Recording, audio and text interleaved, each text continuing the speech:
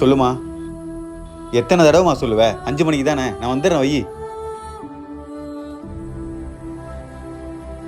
Sir. Wife சாயங்காலம் வெளியே போகணும்னு சொல்லி வீட்டுக்கு சீக்கிரம் வர சொல்லியிருக்கா. நான் இன்னைக்கு மட்டும் கொஞ்சம் சீக்கிரம் வீட்டுக்கு கிளம்புவா சார். ஓ அப்படியா, சரிப்பா, நீ போயிட்டு வா. சரிங்க சார். டேய் யோகா, ஒரு நிமிஷம் போகாத இரு.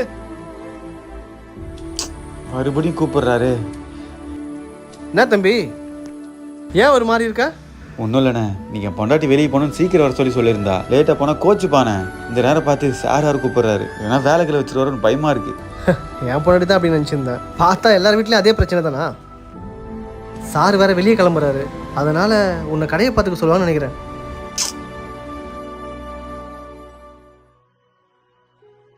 நீ வீட்டுக்கு தானே போறேன்னு சொன்ன?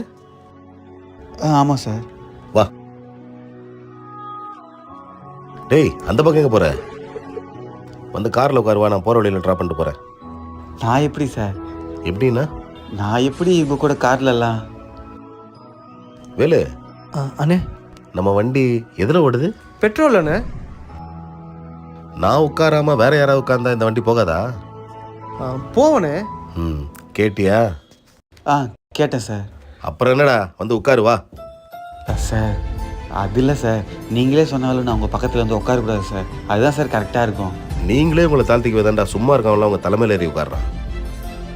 இந்த உலகத்துல எல்லாருமே சமந்தான், வந்து உட்காரு வா.